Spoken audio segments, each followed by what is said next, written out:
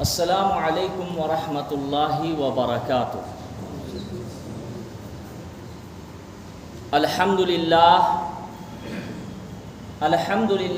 نحمده ونستعینه ونستغفره ونؤمن به ونتوکل علیہ ونعوذ باللہ من شرور انفسنا ومن سیئات اعمالنا من يهده الله فلا مضل له ومن يضلله فلا هادي له فأعوذ بالله من الشيطان الرجيم بسم الله الرحمن الرحيم ولله على الناس حج البيت من استطاع إليه سبيلا ومن كفر فإن الله غني عن العالمين وقال النبي صلى الله عليه وسلم من حج فلم يرفث ولم يفسق رجع من ذنوبه كيوم ولدته أمه آمنت بالله صدق الله مولانا العظيم وصدق رسوله النبي الكريم ونحن على ذلك لمن الشاهدين والشاكرين والحمد لله رب العالمين۔ تمام حضرات ادب سے ایک مرتبہ درود شریف پڑھ لیجئے۔ اللہم صلی علی محمد وعلی آل محمد کما صلیت علی ابراہیم وعلی آل ابراہیم انک حمید مجید۔ اللہم بارک علی محمد وعلی آل محمد کما بارکت علی ابراہیم وعلی آل ابراہیم انک حمید مجید۔ میرے محترم بزرگوں اور دوستو، حج کا فارم بھرا جا رہا ہے 2025 کا، تو جو صاحب مالدار حضرات ہے تو جتنی جلدی ہو جاوے حج کا فارم بھر دینا چاہیے اور نیت اچھی رکھنی چاہیے، کیونکہ حدیث کے اندر ہے انما الاعمال بالنیات، کہ اعمال کا دار و مدار نیت پر۔ جب تک صاحب مالدار حضرات نیت کو درست نہیں رکھیں گے تب تک اللہ تبارک و تعالی اپنے گھر کی زیارت نصیب نہیں فرماتے۔ یہ الگ بات ہے کہ اللہ جن کو قبول فرماتا ہے وہی حج کرنے کے لیے جاتا ہے، یہ بات بالکل صحیح ہے، لیکن اللہ انہی کو قبول کرتا ہے، چاہے وہ مرد حضرات ہو چاہے وہ عورتیں ہو، جن کی نیت ہو جانے کی۔ اگر نیت نہیں ہے آپ کی جانے کی، یا پھر ایسے ہی لوگوں کے سامنے کہہ دے ہوئے کہ نہیں ہو سکتا ہے اگلے سال میں جاؤں، تو نیت آپ کی پکی والی نہیں ہے، وہ ایسے ہی لوگوں کے سامنے ٹھکنے کے لیے ہو سکتا ہے اگلے سال جاؤں، تو اللہ قبول نہیں کرتا ہے۔ اللہ اسی وقت قبول کرے گا جب آپ کی نیت بالکل اچھی ہو۔ بہرحال میں حج پر اس لیے آپ حضرات کے سامنے بیان کرنے جا رہا ہوں اہمیت و فضیلت پر، اور جو صاحب مالدار حضرات ہے حج نہیں کریں گے تو کتنی سخت وعیدیں ہیں۔ اسی طریقے سے حج کے پر کچھ خرافات اور برائیاں ہیں، اس پر بھی میں بیان کروں گا۔ اللہ تعالیٰ سے دعا ہے کہ اللہ تعالیٰ مجھے صحیح صحیح بولنے کی توفیق عطا فرماوے، اور جو صاحب مالدار حضرات ہے، جو صاحب حیثیت ہے، جو وہاں جانے کی استطاعت رکھتے ہیں، اللہ ان کے دل میں بات ڈال دے اور وہ جلد سے جلد حج 2025 کا فارم جلدی سے جمع کر دے۔ آمین۔ تو ابھی میں نے آپ حضرات کے سامنے قرآن کریم کی آیت کی تلاوت کی۔ کون سی؟ وَلِلَّهِ عَلَى النَّاسِ حِجُّ الْبَيْتِ مَنِ اسْتَطَاعَ إِلَيْهِ سَبِيلًا۔ اس میں اللہ تبارک و تعالی فرما رہے ہیں کہ اللہ ہی کے لیے بیت اللہ شریف کا حج کرنا ہے لوگوں پر۔ کس کے لیے؟ اللہ کے لیے۔ جو وہاں تک پہنچنے کی استطاعت رکھتے. پہلی چیز تو اللہ تبارک و تعالیٰ نے یہ فرمایا کہ حج اگر کرے تو اللہ کے لیے کرنا ہے. کس کے لیے؟ اللہ کے لیے. اب جو انسان وہاں بزنس کے سلسلے میں گئے ہوئے، تجارت کے سلسلے میں، اب ان کی نیت ہے کہ ہم بزنس کے سلسلے میں گئے ہیں، اب اچانک حج کا موسم آیا، وہ حج کر لیا، تو یہ اللہ کے لیے حج کرنا نہیں، یہ اللہ کے لیے نہیں.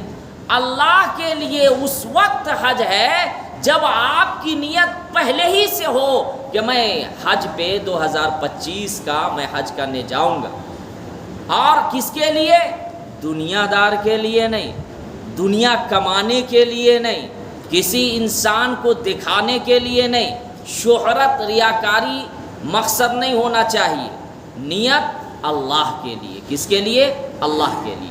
پھر آیت میں اللہ تبارک و تعالیٰ نے فرمایا کہ جو وہاں تک پہنچنے کی طاقت رکھتے ہیں، استطاعت رکھتے ہیں، چاہے وہ جسمانی اعتبار سے ہو چاہے وہ مالی اعتبار سے. اس کو سمجھنے کی بات ہے، یہ ایک بہت اہم مسئلہ بھی ہے کہ ایک انسان کے پاس مال ہے لیکن جسمانی طاقت نہیں ہے، وہاں تک پہنچنے کی استطاعت نہیں ہے. مثال کے طور پر وہ اتنا کمزور ہو گیا، ضعیف بوڑھا ہو گیا، یا پھر عورتیں بوڑھی ہو گئی، بہت زیادہ چلنے کی طاقت نہیں ہے، تو اب وہ صحیح طریقے سے ارکان تو ادا نہیں کر پائیں گے. اگرچہ گھر والے ان کو زبردستی بھیج دیتے ہیں، اس وقت ہوش نہیں ہوا کہ ماں باپ جو ہے جوانی میں ہے تو چلیے بھیج دیتے ہیں. جو بیٹا ہوتے ہیں تو وہ جب مالدار پیسہ آتا ہے تو وہ اس وقت نہیں بھیجتے جب ماں باپ بالکل ہٹا کٹا ہو، تندرست ہو، ہر ارکان کو وہاں اچھے طریقے سے کر سکتے، اس وقت نہیں. جب ماں باپ دیکھتے ہیں کہ اب بوڑھا ہو گیا ہے یا بڈھی ہو گئی ہے، اسی طریقے سے کمزور ہو گئے ہیں، تو اب خود ان کو خدمت کے طور پر خود ساتھ میں نہیں لے جاتے بیٹا، بلکہ اکیلے تنہا بھیج دیتے ہیں. یہ یاد رکھیے گا، ایسا کرنا صحیح نہیں ہے. اگر آپ بوڑھے ماں باپ کو بھیج رہے ہیں تو ایک نوجوان لڑکا بھی، بیٹا بھی ہونا چاہیے جو ان کے ساتھ جائے، ان کی خدمت کرے، ہر ارکان کو صحیح طریقے سے ادا کروائے. ایسے ہی لوگوں کے بارے میں حدیث کے اندر ہے کہ جو بیٹا اپنے ماں باپ کو ساتھ میں لے کر جاتا ہے، خدمت کرتا ہے، تو حج بھی ہوگا اور ان کو ڈبل ثواب بھی ملے گا. اور ایک جگہ ہے کہ ایسے شخص ڈائریکٹ جنت میں جائے گا جو اپنے ماں باپ کو ساتھ میں لے گیا، حج بھی کروا رہا ہے، ارکان واجبات ہر چیز کو کروا کر، اور اس کے بعد خدمت بھی کر رہا، تو وہ ایسا بیٹا ڈائریکٹ جنت میں جائے گا. تو جب بوڑھا ہو جاوے یا بڈھی ہو جاوے ماں باپ والدین، اس وقت نہیں بھیجنا چاہیے. جب تندرست ہو، ہٹھا کھٹا ہو، اس وقت بھیجنا چاہیے. تو قرآن کریم میں یہ کہا گیا کہ جب آپ وہاں پہنچنے کی استطاعت رکھتے ہیں، استطاعت کے معنی یہ ہے کہ جسمانی اعتبار سے بھی آپ وہاں پہنچ سکتے ہیں. اگر کوئی انسان بوڑھا ہو گیا یا معذور شخص ہے، لنگڑا ہو، چل نہیں سکتا ہے، یا پھر نابینا ہے، دیکھ بالکل نہیں سکتا ہے، اب ایسے شخص کو آپ بھیج دیجئے گا، وہ بیچارہ کہاں سے کر پائے گا صحیح سے؟ نہیں. تو ایسے شخص کے لیے حدیث میں یہ حکم ہے کہ آپ ان کے وارثوں میں سے جو اولاد ہے جو حج کر چکے ہیں ان کو بھیجیں. سب سے بہتر اور افضل تو یہ ہے کہ اگر آپ حج بدل میں بھیج رہے ہیں کسی کے طرف سے، تو ان کے اولاد میں سے ہو اور جو حج کر چکے ہو، یہ سب سے بہتر ہے. اور اگر نہیں کوئی حج کر چکا ہے تو پھر علماء یا مفتیان کرام جو مسائل کو بہت زیادہ جانتے ہو اور کتابوں کا بہت گہرا مطالعہ ہو، ایسے علماء اور مفتیان کرام کو بھیجنا چاہیے، تاکہ جو آپ جو پیسہ خرچ کر رہے ہیں، آپ پر جو فرض ہوا ہے وہ صحیح طریقے سے ادا ہو جائے. پتہ چلا ایسے لوگوں کو ہم بھیج دیے جن کو کچھ نہیں آتا، نہ مسائل سے واقف ہے، نہ حج کے ارکان واجبات مناسک حج کو سیکھے ہیں، ایسے ہی بھیج دیے تو وہ تو گھوم کر آ جائے گا، آپ کا پتہ چلا سارا کے سارا پیسہ بیکار۔ وہ فرائض کو چھوڑ دیا تو آپ کا حج ہی ادا نہیں ہوگا، واجبات چھوڑ دیا تو کہا گیا کہ وہی دم دینا ہے حدود حرم میں، وہ نہیں دیا اور آ گیا تو بتائے صحیح طریقے سے حج ہو جائے گا؟ فرض چھوڑ دیا تو حج ہی نہیں ہوگا، واجبات چھوڑ دیے تو گناہگار ہو جاویں گے۔ تو اس لیے جب آپ حج بدل میں کسی کو دیکھے تو بھیجے تو سب سے پہلے یہ دیکھنا ہے کہ جو حج کر چکا ہے ان کو بھیجے، اور اگر ایسے شخص کی تلاش نہیں ہے، وہ نہیں مل رہا ہے، تو پھر مفتیان کرام یا علماء کرام جو علم کو جانتے ہیں اور مسائل سے واقف ہے، ایسے شخص کو بھیجنا چاہیے۔ تو یہ کیا کہا گیا؟ من استطاع الیہ سبیلا، جو استطاعت رکھتے ہیں وہاں پہنچنے کی، جسمانی اعتبار سے بھی اور مال کے اعتبار سے بھی۔ اب ایک انسان غریب ہے، استطاعت نہیں ہے حج میں جانے کی، تو ان کے لیے حج فرض نہیں ہے۔ حج ان کے لیے فرض ہے جو اتنی رقم ہو اس کے پاس کہ آنے جانے کا کرایہ وغیرہ جتنا بھی ہو سب اس کے پاس موجود ہے، جو حج میں خرچ ہے وہ سب موجود ہو۔ اس کے علاوہ جتنے دن وہاں وہ رہے، 40 دن 45 دن 1 مہینہ، تو اس کا خرچ وہ اپنے گھر والے کو دے کر جائے۔ ایسا نہیں ہے کہ حج میں چلے گئے گھر والے کو آپ نہیں دیے، یہاں بچہ رو رہا ہے، پریشان حال ہے، بیوی پریشان حال ہے، اس طرح نہیں۔ مسئلہ یہ ہے کہ حج کا جو رقم ہے اتنی رقم کے علاوہ اتنا پیسہ گھر میں دے کر جائے کہ اگر آپ وہاں 40 دن 45 دن رہ رہے ہیں تو آرام کے ساتھ آپ کی اہلیہ محترمہ، آپ کے بچے، والدین ہیں تو والدین آرام سے کھا لے، کہیں مانگنے کی ضرورت نہ ہو، قرض لینے کی ضرورت نہ ہو۔ تو یہ مسئلہ معلوم ہونا چاہیے۔ بہت سے حضرات حج پہ چلے جاتے ہیں، گھر والے کو نہیں دیتے، قرض لے کر چلے جاتے، قرض بھی نہیں لینا ہے۔ ہاں اگر کوئی آدمی بزنس ایسا کرتا ہے کہ 10 لاکھ 5 لاکھ روپیہ اس کی آمدنی ہے، کبھی گھٹتا ہے کبھی بڑھتا ہے، کبھی اچانک آ جاتا ہے کبھی نہیں آتا ہے، اور اس کو امید ہے کہ ہم قرض لے کر جا رہے کسی سے پیسہ، ہم آنے کے بعد اطمینان سے دے دیں گے، یہ تو بزنس چلتا ہے، 10 لاکھ آتا ہے کبھی گھٹ جاتا ہے، تو ایسے شخص پر بھی حج فرض ہے، کیونکہ ان کا بزنس اچانک تو حج کے موقع پر پیسہ نہیں آتا، فارم جمع کرنے پر اس وقت تو پیسہ موجود نہیں ہوتا، لیکن ہو سکتا ہے 1 ہفتہ بعد آ جائے، 10 دن بعد آ جائے، تو وہ صاحب استطاعت ہی سمجھا جائے گا۔ تو اس لیے ایسے شخص کنفیوز میں نہ رہے کہ ابھی میرے پاس تو پیسہ نہیں ہے، لیکن 10-5 لاکھ روپیہ تو کہیں آپ کا پھنسا ہوا ہے، وہ تو پیسہ نہیں آنا آپ کو ملے گا ہی نا۔ تو حج فرض ہے پھر بھی چلے جائیں۔ حج اگر فرض ہو جائے تو تاخیر نہ کرے۔ حدیث کے اندر ہے من اراد الحج فلیتعجل۔ آپ صلی اللہ علیہ وسلم نے ارشاد فرمایا کہ جس مرد یا عورت پر حج فرض ہو جاوے فوراً حج کر لیجیے۔ بہت سے حضرات سوچتے رہتے ہیں کہ ہم حج کرنے کے لیے جائیں گے، کیسے ہوگا، 4-5 لاکھ روپیہ خرچ ہو جائے۔ بھائی وہ پیسہ آپ جو خرچ کر رہے ہیں، حدیث کے اندر ہے کہ جو انسان حج پے در پے یا عمرہ کرتا ہے تو اللہ تعالیٰ غریبی کو دور کر دیتے ہیں۔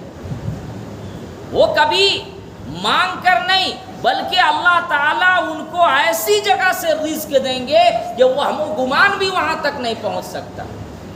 تو اس لیے خاص طور سے نوجوانوں سے میں گزارش کرنا چاہتا ہوں کہ اگر اللہ تعالیٰ آپ کو رقم دیے ہوئے ہیں، ابھی سستی کاہلی نہ کرے، بڑھاپے کا انتظار نہ کرے، کیونکہ جب بڑھاپے میں پہنچتے ہیں تو میں نے خود دیکھا ہے کہ وہاں جاتے ہیں، گرمی کی شدت ہے، بے ہوش ہو کر گرے ہوئے ہیں زمین پر، بعض لوگ تو انتقال کر جاتے ہیں۔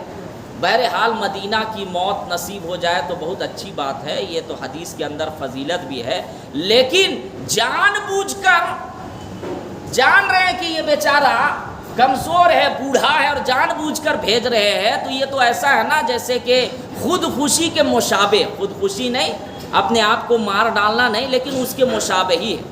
آپ جان رہے ہیں کہ آگے چل کے گڈھا ہے بڑا سا، ہم وہاں گریں گے، تو آپ کیوں جان بوجھ کر گڈھا میں جا رہے ہیں؟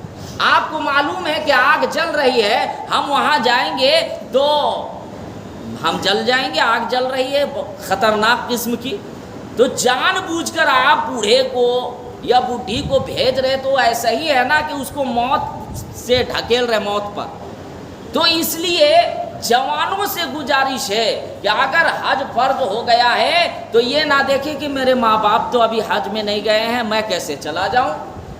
یہ بہت بڑی غلطی ہے۔ مالدار جو بیٹے ہیں، حج فرض ہو چکا ہے ایسی اولاد پر، لیکن وہ کیا کہتے ہیں کہ نہیں، پہلے میں ماں باپ کو کراؤں گا پھر حج کرنے کے لیے جاؤں گا۔ ایسا بالکل مسئلہ نہیں ہے۔ مسئلہ یہ ہے کہ اگر بیٹے پر حج فرض ہو گیا، بیٹا کو جانا ہے، بیٹی پر حج فرض ہے، 4-5 لاکھ روپیہ رقم ہے، آرام سے کر سکتے ہیں، چاہے بیٹا ہو بیٹی ہو، قرض سے خالی ہو، جانے کی طاقت ہے، تو اب انتظار میں نہ کرے کہ نہیں ماں باپ کو پہلے بھیجنا ہے۔ ہاں، خوش قسمت وہ بیٹا ہے جو اپنے ماں باپ کو ساتھ لے کر جائے، تو خوش قسمت ہے۔ ایک تو حج بھی ہو جاوے گا اور ماں باپ کی خدمت اس سرزمین پر کرے گا جہاں پہ کہکشاں بھی ناز کرتی ہے، اس سرزمین پر اپنے والدین کی خدمت کرے گا جہاں کی مٹی میں بھی شفا ہے، اس سرزمین پر وہ ماں باپ کی خدمت کرے گا جہاں انبیاء کی قبریں ہیں اور صحابہ کی قبریں ہیں۔ تو یہ سعادت کی بات ہے کہ ماں باپ کو ساتھ میں لے کر گئے۔ لیکن اگر ماں باپ استطاعت نہیں رکھتے ہیں، مالدار نہیں ہے، تو بیٹا یہ نہ سمجھے کہ نہیں پہلے ان کو بھیجیں گے تبھی ہم کریں گے، آپ پر حج فرض ہو گیا، آپ چلے جائیں۔ اس لیے کہ حدیث کے اندر ہے، اللہ کے نبی حضرت محمد صلی اللہ علیہ وسلم نے ارشاد فرمایا کہ اگر کوئی بھی انسان دنیاوی کام کے لیے دنیاوی چیزوں میں لگ کر حج کو مؤخر کر دیتا ہے، حج کرنے کو نہیں جاتا، اللہ کے نبی حضرت محمد صلی اللہ علیہ وسلم نے فرمایا کہ حج کرنے والے حج کر کے واپس آ جاتے ہیں لیکن اس کا کام ختم نہیں ہوتا، وہ دنیا ہی کام میں لگا رہے گا۔ 5 لاکھ 10 لاکھ وہاں کی پلاٹ، وہاں کی زمین، وہاں بنانا ہے بنگلہ، وہ یہ کرنا ہے، بھائی وہ تو آپ 40 دن بعد بھی کر سکتے ہیں، حج کر کے آئے اس کے بعد آپ کام کاج میں لگ جائے، وہ تو کام آپ کا لگا رہے گا۔ لیکن اللہ کے نبی صلی اللہ علیہ وسلم نے کیا ارشاد فرمایا کہ دنیاوی کام میں لگ کر اگر کوئی حج کو چھوڑ دیتا ہے، حج کرنے والے واپس آ جاتے ہیں حج کر کے اور وہ دنیا ہی کام میں لگا رہتا ہے۔ اسی طریقے سے ایک اہم مسئلہ یہ بھی سمجھ لیجئے کہ نفلی حج، زندگی میں ایک مرتبہ حج کرنا فرض ہے، بار بار حج میں کوئی جاتا ہے وہ نفلی، کیا ہے؟ نفلی۔ تو اب اگر کوئی نفلی حج کرنے کے لیے جا رہا ہے تو یہ تو نفل ہے، اب جو فرض میں جا رہا ہے، ایک مرتبہ زندگی میں جا رہا ہے، وہ ضروری ہے۔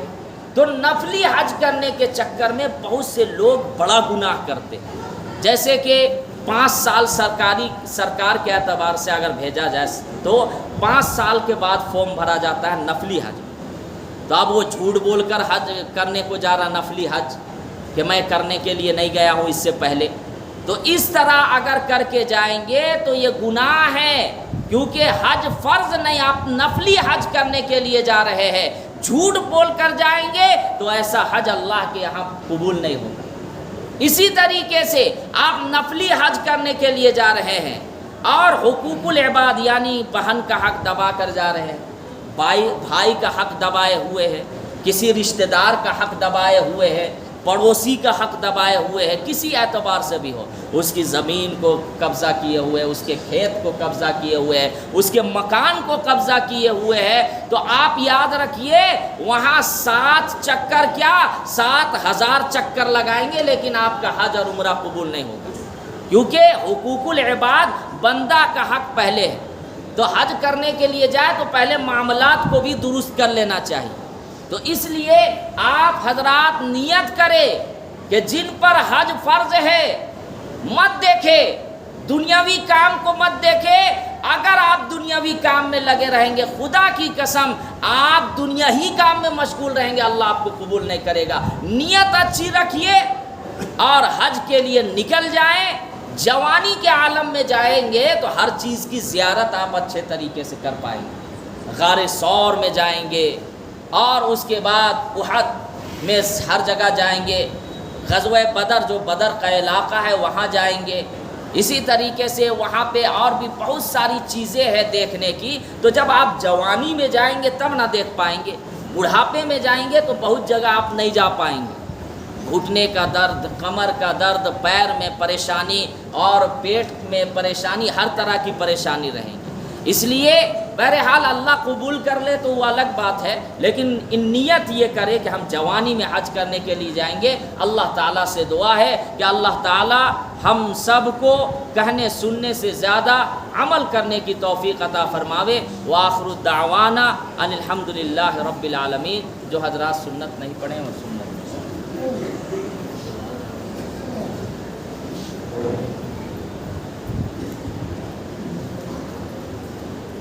پانی پلا